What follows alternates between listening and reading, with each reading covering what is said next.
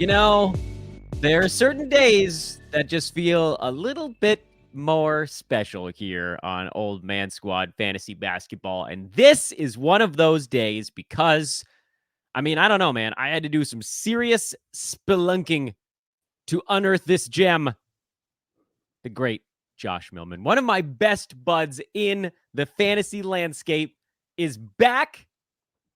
What's up, Josh? Old people! Known for his screams from the mountaintops. That was old people, right? Old people. Old people. We're old people. We are old people. Wait, are you back on social media again? God, no. Well, you have an ad in front of your name. I'm like, that's how you know I'm old, because I'm not even like doing social media anymore. Yeah, that is an old. That's an old one. It's not accurate. Don't go to ad Josh Millman. That's somebody else or nobody we don't know. You were for a while, and then you were like, "This is a hellscape," and now you're not, and you're not wrong.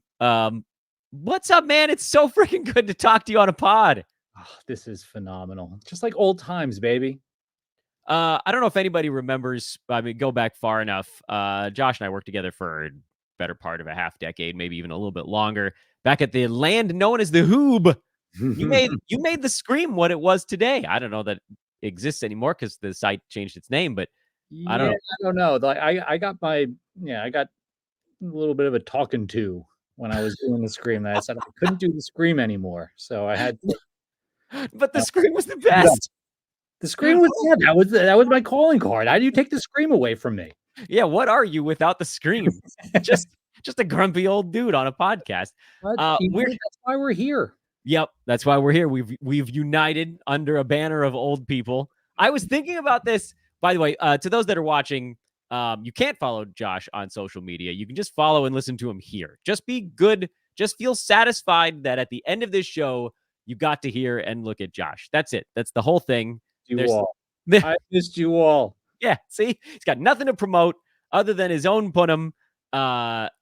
So don't bother with that. But like, rate, subscribe, all that stuff to the YouTube show, to the feed, whatever. At Dan Vespers, that's me. At Old Man Squad is the network. Follow that as well. If you have any comments, perhaps you'd like to just scream the word old people or hoop ball or whatever in the comment section, all of that is condoned and appreciated. We're going to be talking the top of the board in a second, but I didn't tell you this off air, but right before we went on, you were like, I got to figure out what I'm screaming. I was thinking about that on a dog walk over the weekend. I was like, I wonder what Josh is going to yell. What were you thinking about?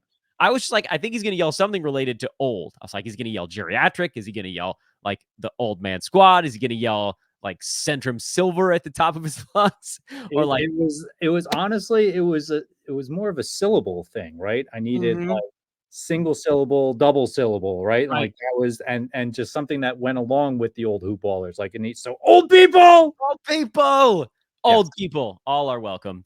Yes. So we don't have a strict outline for what we're going to be doing today, but I know that a lot of folks, and this keeps coming up in the comments on Twitter, whatever, are really struggling with the top of the board. And Josh, you are a strategist at your core. We've done these shows in the past, and I was like, hey, who's your guy? And he's like, I don't really have a guy. Like, I take who makes sense strategically. So I thought you'd be a good resource, a little brain picking here, how to handle the first round. We can just kind of move through it chronologically. So at the top, Wemby Jokic. That's a fight everybody's having right now. Which way do you go with this one? Oh, it's Wemby, and it's not even a doubt in my mind. Oh, so we're going to fight about this one right out of the gate. Right. It's Wemby. How come? And that's fine. Like, and I kind of anticipated this, right? Knowing that I was coming on, because you were going to be like the roto guy. Mm-hmm. And, this is the Old Man Squad. And, I know, and Jokic is going to be 30 and all that fun stuff, right? So he's getting up there in years and all, but hey, you know what you're getting out of him. And I just traded for him in a dynasty league. I love him. But when have we ever had a number one overall pick with upside? Like, it's true. Ever. And I do mostly head-to-head leagues. And you need an edge. And Wemby is that edge. So what do you do on the head-to-head side? Let's steer it in that direction. What about his fantasy profile makes him an easier play on the head-to-head side? I just think that, like, when you look at him, just there's likely going to be an increase in minutes.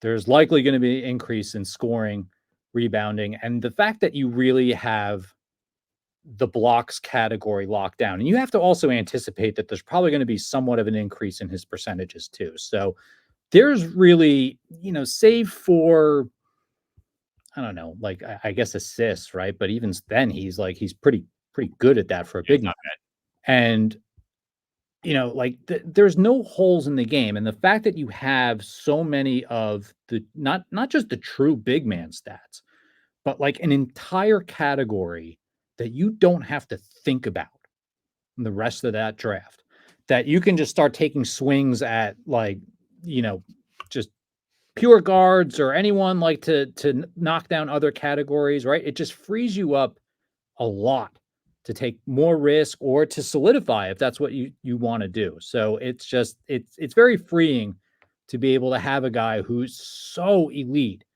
especially in one area that like people will start reaching for guys later on to be like, oh, I need to compete in blocks. Like, nah, just you have that, you don't have to think about it.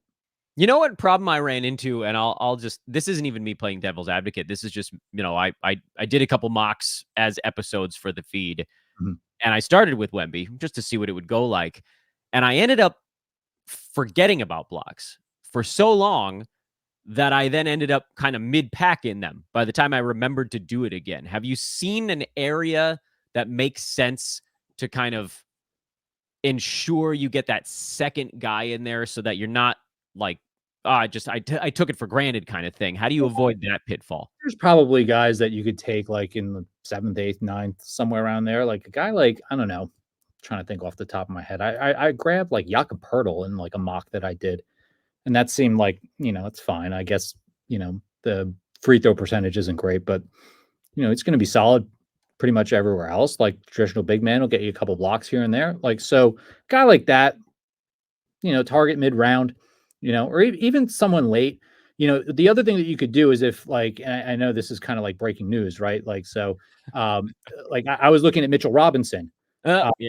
Womp super womp. late, but now that womp womp for that, yeah, just like because you can get him like basically for free, right?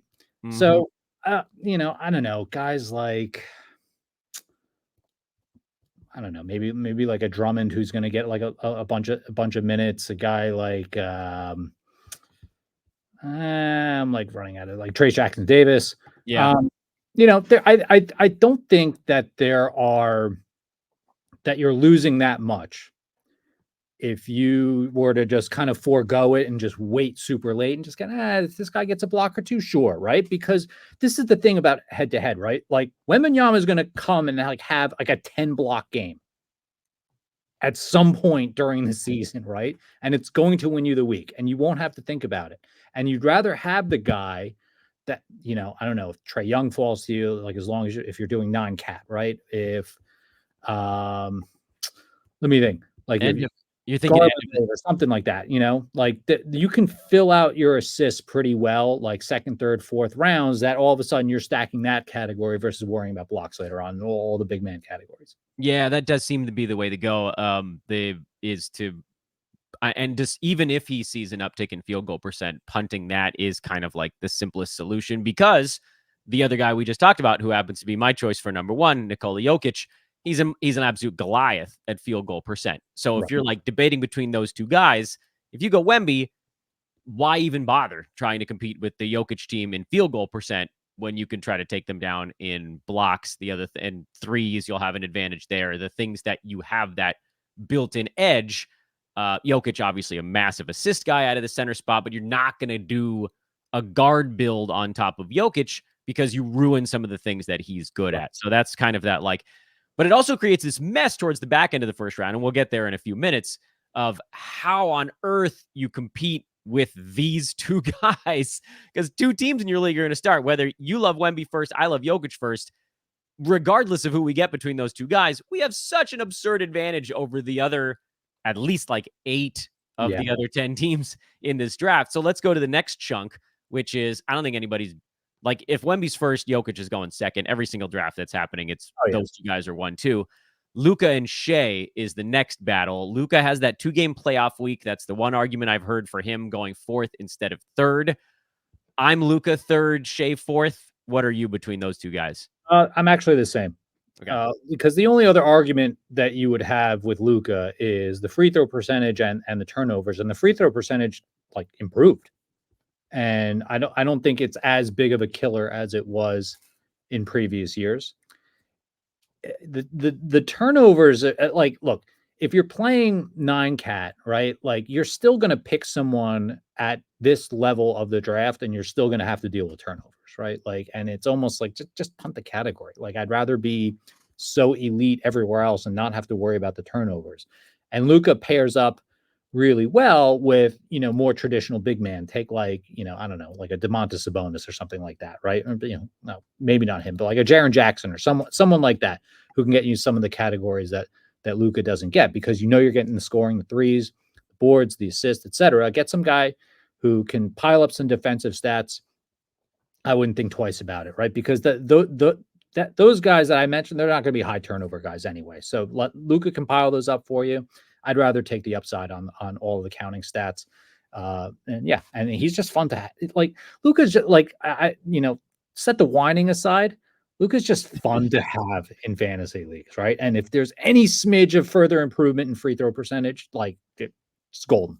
Yeah, and thinking about it again in comparison, like, and I hate to frame it this way every time, but no matter who you get, you have to think, can I find a way to deal with the Wemby and Jokic teams? And Luka's Jokic guard version, because it's just a bunch of stuff, weaker percentages, stronger scoring and threes. So you kind of lean into that direction instead of like, oh, I'm going to take down Jokic and all the things he's good at. Okay, what can I do to kind of get around him? That's the Luka build. But I'm with you on that one. I don't, I can't, I know the 2-game playoff week's going to be a pain in the butt for a lot of teams, but like, you got to get there. And Right. Luka's such a Goliath in head-to-head formats. And frankly, last year he was pretty damn good in Roto too. I know the free throw wasn't great, but like field goal percent was pretty good. And then he's just racking up a ton of crap and everything. This is the softest stance I've had on Luka Doncic in a season ever, because I felt like he was getting overdrafted. We're out on him, like, for a myriad of reasons. Yeah, felt like he was getting overdrafted forever. And then last year he put the free throw part together basically, and that changed everything. And then with Shai, like, is Shai your number 4 guy, or are you going a different direction? It's easy number 4, yeah. Yeah. Okay. I don't even think we need to talk about that one. This is where things start to get a little bit murky. I gotta sort this in a better direction so people can see what I'm scrolling through here. What do you do at 5? I guess I should leave it open-ended like that. People that watch my show know where I generally go at 5. Who is your 5th? And he's definitely not the one that Yahoo has on the screen in front of us at 5. No, it's definitely not. Where are you going? So I'm actually, this might be a little bit hot takey, but I'm taking Joel Embiid. Even in head-to-head. Even in head-to-head. Like, animal. And the news of his contract extension solidified that for me, right? If there was like real legitimate concern from the Sixers about his knees or legs or what have you, I mean, they might feel like they might not have a choice to pay him, right? But they're paying him, and it's all systems go with him. And when you think about whether or not it's head-to-head or roto, what do we really expect from these guys at the top of their head? I know Jokic is like kind of a special case, right? But you just want to get them to like 60, 65, right? And that's where, and then Embiid's per game totals take over, right? Last year was a mess. I get it, right? Burned a lot of people, right? But I think he was like 66, 65.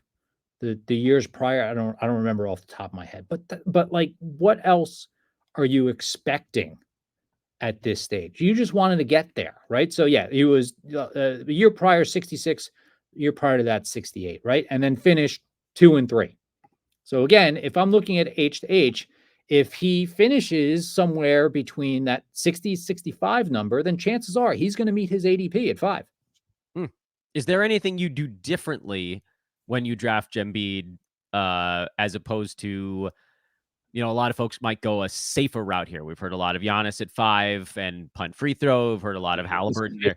But like that's kind of interesting thinking. But like I guess, but I'm also not a punter, right? Like that's like I am very firmly in the anti-punt camp. And Embiid is kind of the last name on the board where you can avoid punting and still compete with Jokic and Wemby. All right, your logic makes sense. I think you're going to get a lot of people in the comments calling you insane. What do you do? This is me giving you an opportunity to either double down on insanity or convince them that you're not. What do you do in the second, third round if you start with Embiid? Do you start with Embiid? I'm looking at a guy like. Do you play? Is this where you go more durable, safe, or do you just shoot? No, that's exactly it. I'll look at like Booker, Edwards. Like in that mid-second ish. Like if Edwards makes it there, I'll look at I don't know, like Larry Markkinen or I don't. Yeah, it's someone like that where you're all right. I'm gonna get like 70 plus games out of these guys. Like that will help tie me up a little bit, and it also depends. Are you playing a 1 center league, 2 center leagues, etc.? But like, yes, I will go safe, somewhat safe in the second round, depending on, who would be available there. I could see, like overdrafting like a De'Aaron Fox or something like that. Also, like, but just someone off the top of my head who I'd pair up with an Embiid somewhere in the second round, but some guy who's a little bit more durable, but like fills out where Embiid doesn't. We've had 2 other analysts on this show that are going to be singing your praises from the mountaintops. Rhett Bauer, he came on and we did an entire episode on why you should take Embiid, and this is how you build around him. And Alex Rickling, who said you're either going Embiid and you're flashing massive upside, or you're going Jason Tatum and you're hoping to get 80 games out of your first rounder and just accepting that the per game is lower. He was like, anybody else makes no sense. And I think what you're saying generally falls in line with what those guys said, which is like Embiid's the only player left on the board that has legitimate top 1 potential. Oh, yeah. He was number 1 per game last year. But he only played 39 games. Yeah, 30. That's a tough one. Yeah. Okay, so let's say Embiid is off the board. Odds are you would get him at 5. Odds are you'll get him at 7, 8, or 9 in a lot of drafts and head-to-head because people are petrified of him. What's the rest of the board like to you? Because everyone else, I mean, Embiid, obviously, the red flag with him is injury stuff. Everyone else on this list has some sort of weird flag hanging over them. How do you decide which of those issues is the smallest? And the names, I'll read the names off because a lot of folks are listening after the fact. The names are Tyrese Haliburton, Giannis, Anthony Davis, Tatum, Trae Young is probably like that next chunk. And then there's like the Kevin Durant, Steph Curry, like very end of the first round. Those guys tend to fall behind the earlier one. Everybody that watches this show knows I'm going Anthony Davis in this area, but that's not at all consensus. Like you can make a pretty good argument for almost any one of these guys. How do you navigate this next one? Like, let's say you have the 6th, 7th pick. Who are you going with and why? The 6th pick, I have Anthony Davis. And probably for the same reason you do, because again, like he basically put all of the health concerns to bed last year. And now again, like there was guys are injured until they're not injured.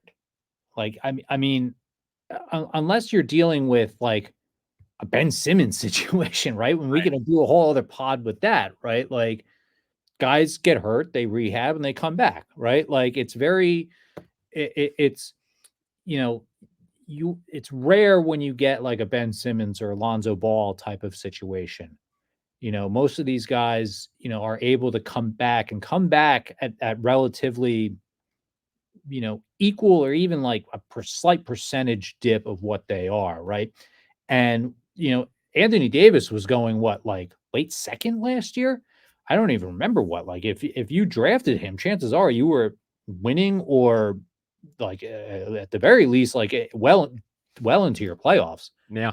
So I would, I absolutely think that Davis is as safe can be at 6. And honestly, like if you took him at 5, I wouldn't I wouldn't be mad at that. Like I prefer Embiid because of the per game upside. But I don't see why you wouldn't take Davis here. It's another year of age on LeBron, and you know what? At some point, that's got to stop. I don't know. You'd think so. You would think, right? But like that Lakers team is, sorry, Dan, but it's not good, and they're going to need every ounce of AD if they want to make the playoffs or even just the play in. So I like him at 6. Yeah, my listeners know I'm a big AD guy in that next group of players. I struggle mightily. Well, actually, I typically for head to head, my next move here is probably going Giannis. Is that where you'd go as well, or no?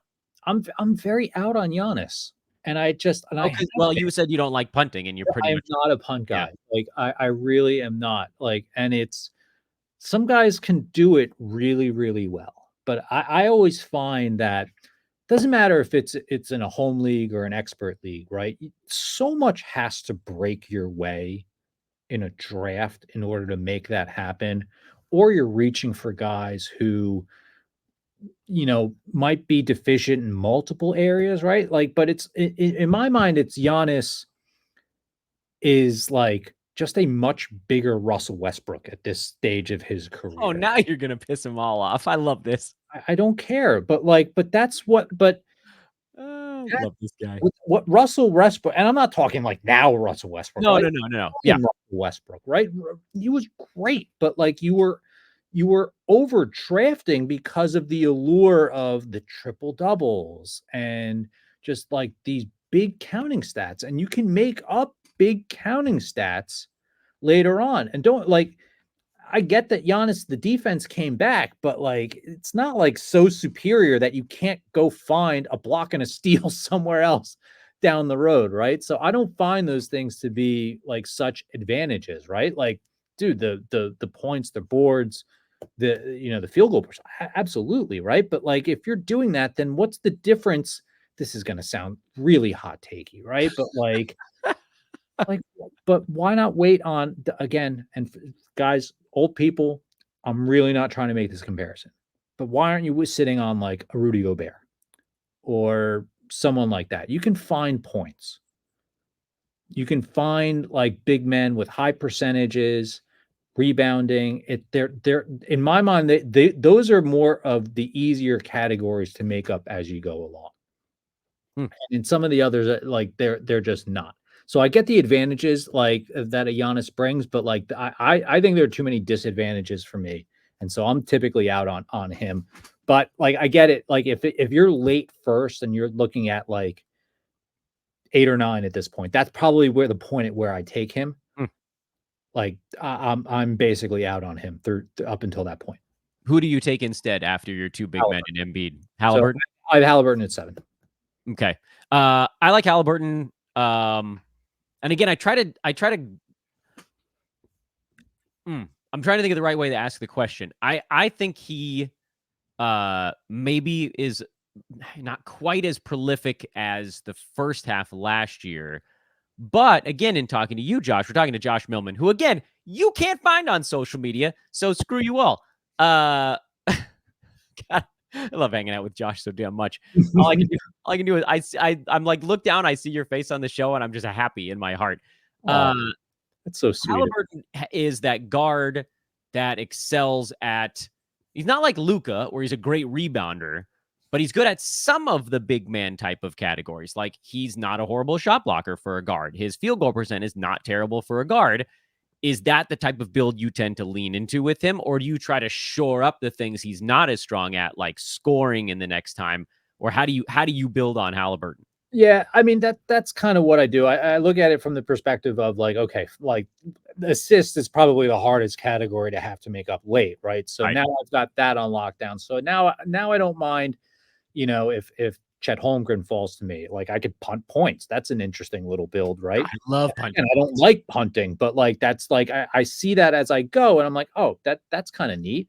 Like maybe I consider that, or I'll double down and say, all right, like let me grab Jalen Brunson and then go cheap on like blocks and boards late in draft, right? So I it's I try to be somewhat flexible with my builds. And the thing that I like about Halliburton is because when you've got like, and it's the same like logic for Wemby, right? When you've got like a category that you're like, I don't need to sweat this later on, it frees up your thinking in drafts to be able to go and start to see, okay, the guards are going quickly, the centers are going quickly. Like, do I need to act? Do I need to wait? Like, those are the types of maneuvering that you have to do. Remember, like, you got like 30 seconds to a minute to make a decision in most of these things, right?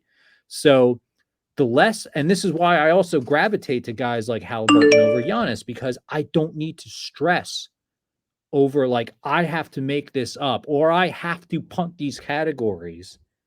With Haliburton, you don't have to do that. You can, the board can dictate the players that you want to go after next. And it's a little bit freeing. It's a lot less stressful to draft with some of those guys. The next two that tend to be going in this range are Jason Tatum and Trae Young. Do you agree with that grouping? Trae Young at 8. Oh, excuse me, not Trae Young. Jason Tatum. Sorry, you confused me. I'm old. Forgive me. It's 5:20 on the East Coast, and usually this is my dinner time. They're holding a table for you at the hometown buffet. I called ahead. It's going to take a while to wheel me out there, so just bear with it. Jason Tatum at 8 is, again, this is where you're like, all right, safety here, right? Safety's fine. Safety. I'm not opposed to some safety and being strategic with that. Tatum allows that. And now is where I start to look at Giannis and be like, all right, it's the back half of the first round, and like, chances are I'm not going to see him in most of the drafts that I do. Giannis is going to go, but like that'll free up, and I'll maybe I'll look at Durant, Trae Young. Yeah, I would just punt turnovers at this point, so I would look at him in the back half of the first round. It Curry too. Like, it's just, I don't have a big preference amongst any of these guys, to be perfectly honest with you, because like, you can make the justification that, all right, I have to be incredibly strategic with my builds at this point, right? So if you're fortunate enough to go Trae and Chet, you're pretty much like set, and that's like your best case scenario, or Steph and Chet Holmgren, right? Like, it makes it very difficult to to be is like super committed in that space, right? But like, I would lean more towards some of the elite guards there, and I would either just double down on that depending on who is available, just lean into like Donovan Mitchell or Edwards, or even James Harden at this point is getting pushed up boards. Like, I would maybe even reach for Jaren Jackson, someone like that. Like, there are ways to get creative, and you almost like have to get creative this late in draft. Like, you like don't have a choice, and you really have to commit to, I'm going to own a couple of categories, and I'm just going to stink at some of the other ones. Mm-hmm. There's just no way to compete with Wemby, Jokic, Luka teams at the top if you don't just sort of lean into the fact that like you have to beat them in a handful of things. And obviously you got to get through the regular season on the head-to-head side. Roto's a little bit of a different beast. I mean, you fix your mistakes and you cover your negatives and all that kind of stuff. But like with head-to-head, it's tough, man, to be at the back end of the first round. So from a strategy standpoint, Josh, you're at this back group here, which for you is Trae Young, Steph, Kevin Durant, Harden, Donovan Mitchell. You rolled through all those names. Is there, and this is what I hope to do with this podcast at the end of the day. I want obviously a lot of information is great. I want to simplify for people.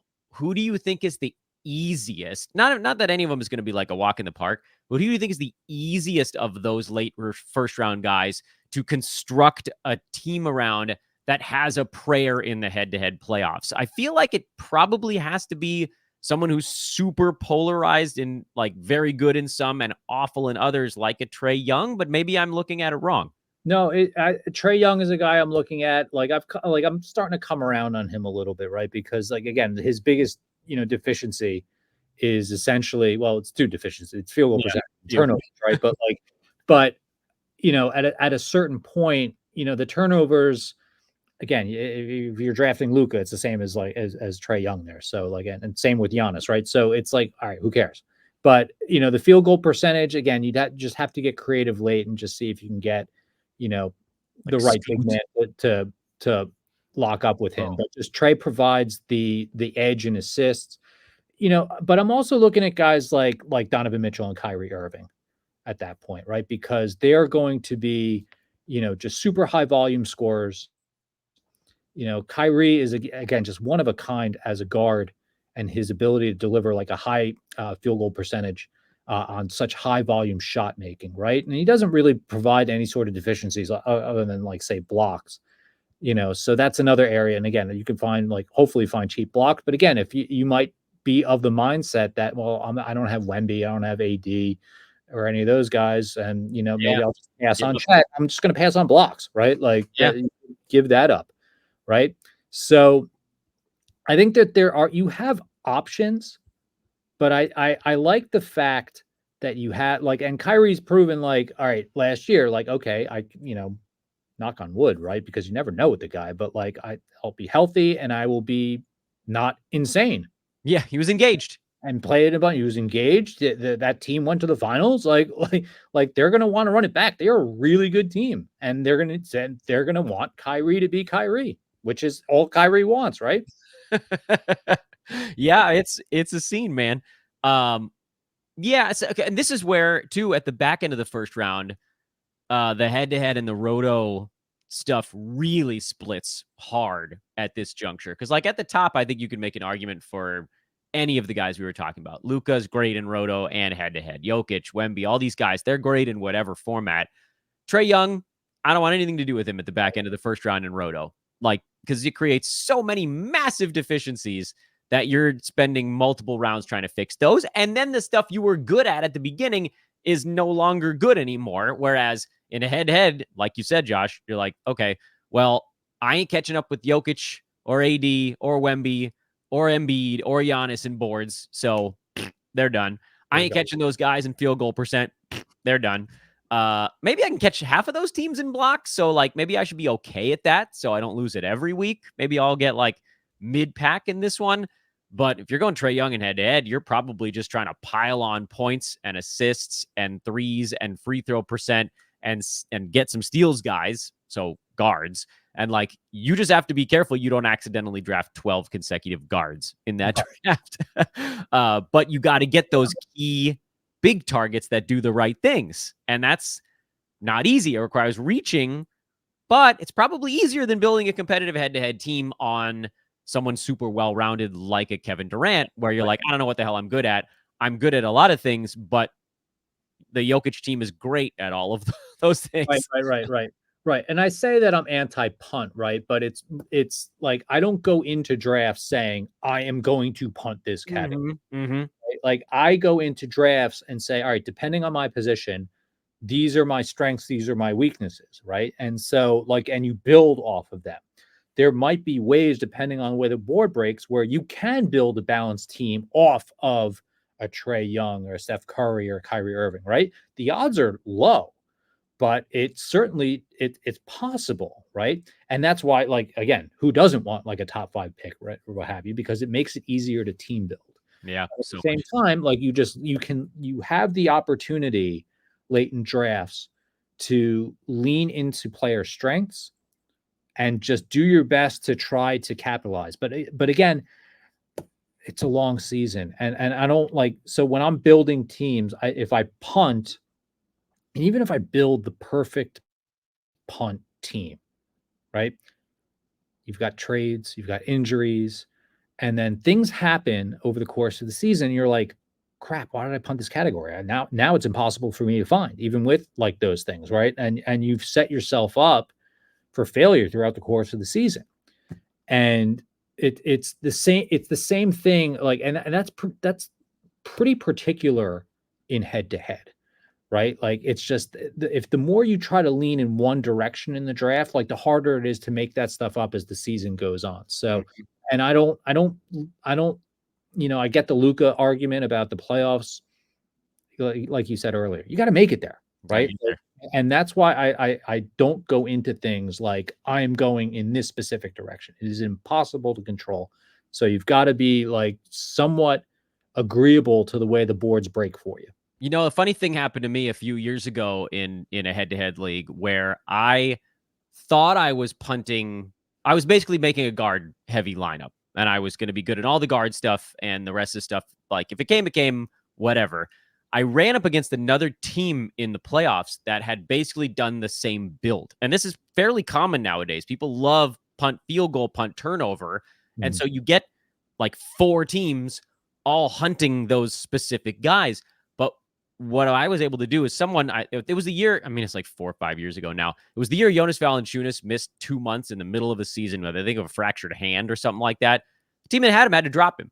They couldn't hang on, like multiple guys on the IL. I picked him up and I stashed him. And suddenly now my team, which still was pretty damn bad in rebounding, got 40 some odd out of Valanciunas in a playoff week. And I beat that other punt, field goal, punt, turnover team simply because I wasn't the worst at one category. And that's another argument for like, maybe don't try to be awful in all these things. You could ignore them to some degree, but you just don't want to be the absolute bottom of the barrel basement god-awful team in 4 categories because there's just no margin for error there. Yeah. If you're in a 12-team league, be 9th, be 10th. Give yourself room for error, you know? But be good enough in 5 exactly. so that you can squeak through the playoffs. We didn't mention it at the beginning because, again, you have nothing to promote other than, I think I said you're putting them earlier on, but like, and the dulcet tones. But in your heyday, you wrote a piece on the oldest dudes that had success in the NBA, did you not? The high mileage report. That's right. So I think, with your blessing, Josh Millman, can we do another show where we do like a rehash of that? Yes, let's do like the true old men of Old Man Squad. The oldest of the old, the crustiest of the crusty. And then also, if you have time, maybe we do a mock together live on air. Ooh, I love it. Yes. Bleep an A. See, I still can't curse. I can't bring myself to do it. One day. I you know what? I'm gonna keep it PG for you people right now. I think once we get into like a mock, I may start to drop the bombs here and there. Yeah, that's fair. That'll be an NS. My first time back in quite some time. You know, for the new folks out there, you gotta you gotta ease. You know, lubricate it. You gotta ease it in. You gotta go there. That's about as gross as I get on a podcast. Josh Millman, ladies and gentlemen, I love you, buddy. I'm so glad you're back. Oh, I hit my head. Oh no! Hit my hand on the table. Can I try that again, Josh? It's so nice to have you back without me punching. Great to be here, pal. I'm proud of you, my man. Like it's great being back. Love seeing old friends. Love it, baby. I'm excited for the season.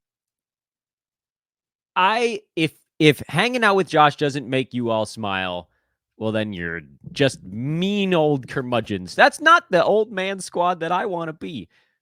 We make jokes about being old and grumpy, but at our core, we just like talking about basketball with each other. Josh is a strategist. That's what I wanted him on here for. That's why we went through some of these big names. What do you do? Are there ways to build teams with some of these players that don't require you leaning so heavily into the punt? And what order makes sense for that? I hope you guys were able to take something away from our chat of the first round. I guess it wasn't my intention when we set out, but it ended up kind of being a little bit of like a first round, who would you sort of deal. And I know there was a request for me to do that on my own. So we'll still do that episode, but you kind of got that from Josh with a little bit of a different strategic approach to that same general idea.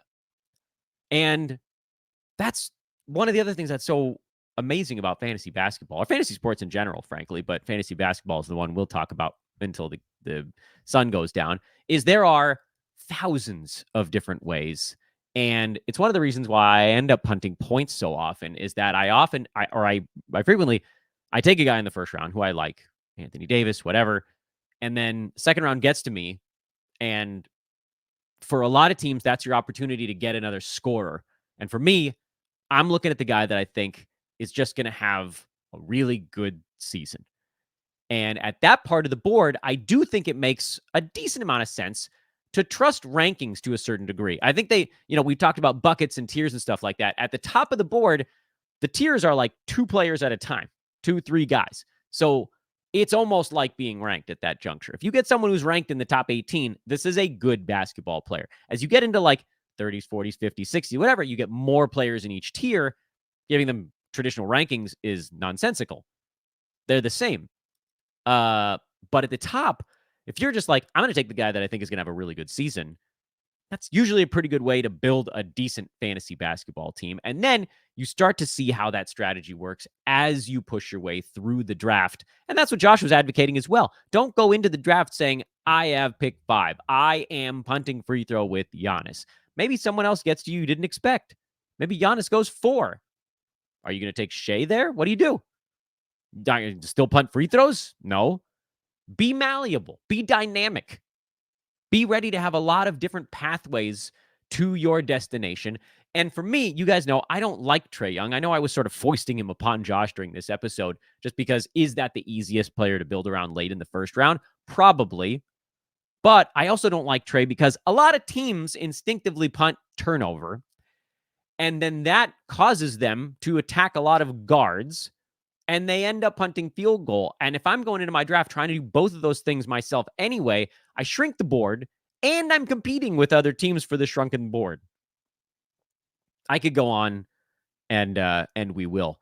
Tomorrow I've got a few fun shows lined up. You guys continue to ask me to do my own first round, like, A versus B kind of thing. We might get to that tomorrow. I've got one away guys we've talked about. I've got handcuffs. I've got watch list guys. I've got second half breakouts. We got ADP battles. We got all kinds of things to go through. And we got to do some more mock drafts because I still haven't done. Sheesh, there's a bunch of players I haven't built around yet. Did I do a Luka one yet? I'm not even sure I've done a Luka one yet. Good gracious. Thanks again to Josh Millman, my old buddy. One of my very first contacts in the fantasy basketball space, Josh Millman, who again, you cannot find on social media. He has nothing to try to sell you. He is not working on anything for basketball other than just staring at it for his own enjoyment and talking about it for hours. I am Dan Bespris, at Dan Bespris on Twitter. I do have a thing there. At Old Man Squad. Also, by the way, I'm not trying to sell you anything. I just want you to do all the things that are free that help me. So like, rate, subscribe on the way out. Have a wonderful rest of your Monday. We'll talk to you guys again tomorrow. So long for now.